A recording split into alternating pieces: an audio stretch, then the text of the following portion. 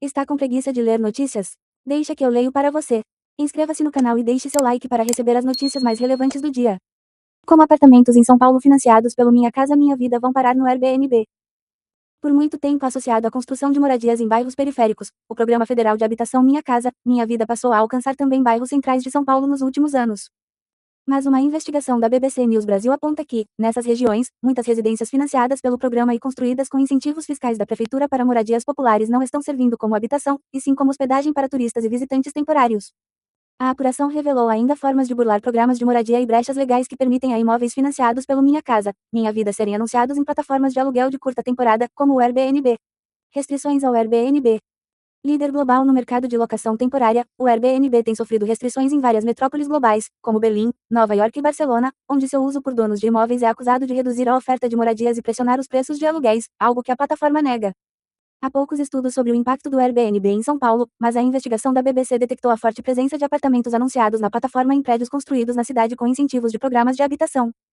Apresentando-se como um investidor interessado em comprar imóveis para colocá-los para alugar no Airbnb, um repórter da BBC News Brasil visitou edifícios erguidos com incentivos fiscais que a prefeitura concede a moradias populares e oferecem possibilidade de financiamento pelo Minha Casa, Minha Vida para famílias enquadradas nas faixas de renda do programa.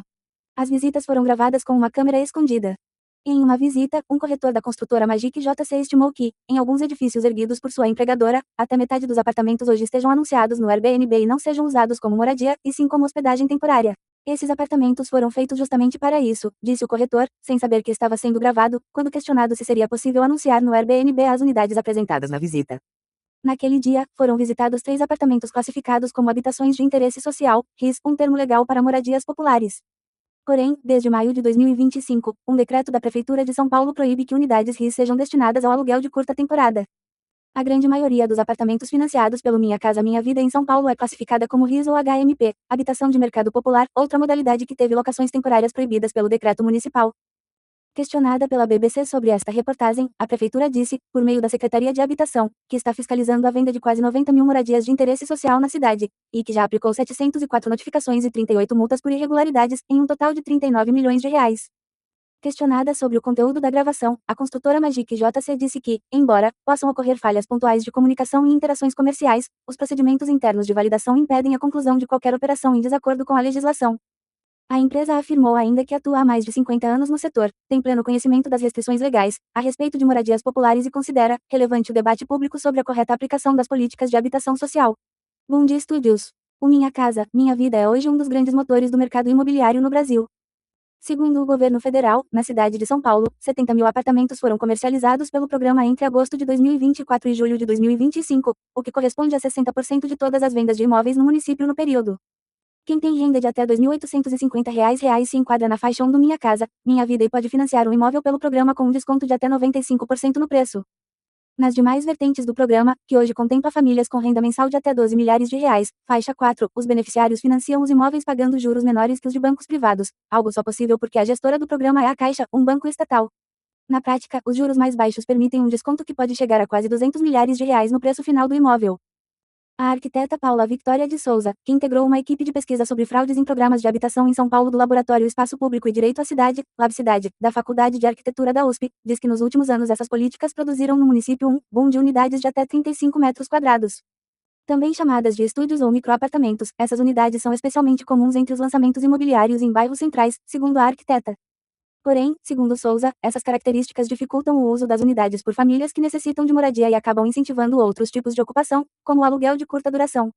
Segundo o censo de 2022, uma família no Brasil tem, em média, 2,8 pessoas. Que qualidade de vida uma família de 3 pessoas pode ter em uma residência desse tamanho? Questiona Souza. Muitos desses imóveis não têm paredes nem divisões, todo mundo vai ter que dividir o mesmo quarto, prossegue a arquiteta, que critica a concessão de subsídios e incentivos públicos para esse tipo de construção. Problemas com RIS. Anunciado em maio de 2025, o veto da Prefeitura à alocação temporária de apartamentos classificados como RIS ocorreu após reportagens, pesquisadores e o Ministério Público de São Paulo apontarem que muitas dessas unidades estavam sendo adquiridas por pessoas de alta renda. Em um caso, um comprador chegou a adquirir 25 unidades RIS como investimento, segundo o Ministério Público informou à BBC. Em estudo em 2025 sobre o impacto do Airbnb em São Paulo, a geógrafa da USP Letícia Tsucada de Araújo detectou um aparente processo em curso de conversão de imóveis, de residência para unidade de locação, aumento de aluguel e deslocamento de moradores, o que reforça a segregação socioespacial e a periferização. Araújo afirma ainda que grande parte dos novos apartamentos e estúdios construídos estão sendo comprados por quem tem perfil de investidor, fazendo do aluguel do imóvel um negócio. O tema diz respeito à prefeitura porque, desde 2014, a gestão municipal concede uma série de incentivos para que construtoras produzam unidades RIS e ajudem a reduzir o déficit habitacional no município. Entre as vantagens oferecidas às construtoras, estão isenções fiscais e a possibilidade de construir acima do limite legal sem pagar uma taxa adicional chamada de outorga onerosa. Ao mesmo tempo, quando constroem unidades RIS, muitas construtoras seguem os parâmetros de imóveis do Minha Casa, Minha Vida para que as unidades possam ser financiadas pelo programa, facilitando sua comercialização. Na prática, há uma sobreposição de programas de habitação nesses empreendimentos, o Minha Casa, Minha Vida, na esfera federal, e os incentivos da prefeitura às RIS, na esfera municipal. Por que a prefeitura proibiu? O veto da prefeitura à alocação temporária de apartamentos RIS se deve ao fato de que, quando ofertados em plataformas como o Airbnb, é impossível garantir que as residências sejam ocupadas por pessoas que necessitam de moradia, já que não há como controlar o valor do aluguel nesses anúncios. Além disso, muitas dessas unidades deixam de servir como moradia, abrigando turistas ou visitantes temporários, dois grandes públicos do Airbnb. O Ministério Público de São Paulo disse à BBC News Brasil que está investigando 8.300 possíveis fraudes em compras de habitações de interesse social ocorridas entre março e outubro de 2025. A prefeitura, por sua vez, afirmou que está fiscalizando a venda de quase 90 mil moradias de interesse social na cidade, além de ter realizado 704 notificações e aplicado 38 multas por irregularidades, totalizando 39 milhões de reais. Já o Airbnb afirmou que está alinhado com as políticas de moradia social de São Paulo, mas busca atuar com prudência e cautela para não cercear indevidamente a liberdade e as garantias constitucionais dos usuários da plataforma. A empresa disse ainda que não tem expediente legal para fiscalizar os imóveis anunciados em seu site. Registrar imóvel em nome de terceiros. A reportagem também detectou outros possíveis caminhos para burlar o Minha Casa, Minha Vida. Ao contatar por WhatsApp uma corretora a serviço da construtora Cury, o repórter foi informado que não conseguiria um financiamento do Minha Casa, Minha Vida porque sua renda estava acima dos limites do programa. Ele perguntou, então, se poderia fazer um financiamento pelo programa no nome de sua esposa, transferindo o imóvel para se após quitar o financiamento.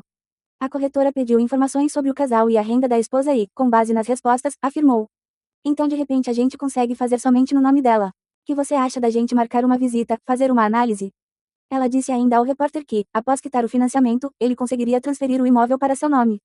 Segundo o Ministério Público de São Paulo, no entanto, registrar um imóvel em nome de terceiros para driblar as regras de um programa habitacional pode ser considerado crime de falsidade ideológica e estelionato. Questionada sobre o diálogo com a corretora, a construtora Cury afirmou que divulga em todos seus materiais e estandes as regras para a aquisição de moradias populares, e que, em março de 2025, anunciou como medida de aprimoramento de sua política comercial que direciona integralmente suas unidades RIS às pessoas efetivamente enquadradas nas faixas salariais do programa. A Cury afirmou ainda que se a negociação tivesse avançado, a checagem de documentos impediria a concretização da venda. Estão subvertendo o programa. Em suas pesquisas sobre programas de moradia em São Paulo, a arquiteta Paula Victoria de Souza diz ter visitado estandes de várias construtoras nos últimos anos. É comum escutar nessas visitas que você pode encontrar alguém, pegar o CPF de alguém que se enquadre nas faixas de renda estabelecidas e depois, no momento da entrega das chaves, você troca a propriedade para o investidor, disse a arquiteta. Para Souza, estão subvertendo o objetivo dos programas de habitação. Nossa intenção não é acabar com Minha Casa, Minha Vida nem com as políticas de habitação de interesse social, muito pelo contrário, é garantir que essas políticas de fato cheguem às famílias para quem esses programas foram desenhados, afirma. A BBC News Brasil também detectou brechas no regulamento do Minha Casa, Minha Vida que, segundo especialistas, permitem que ele seja desviado de sua finalidade. Para isso, foram mapeados edifícios em bairros centrais de São Paulo que tiveram apartamentos financiados pelo Minha Casa, Minha Vida nos últimos anos. Depois, foram procurados apartamentos nesses edifícios em anúncios de aluguel de curta temporada no Airbnb. Foram localizadas várias dezenas de imóveis, muitos deles recém-inaugurados.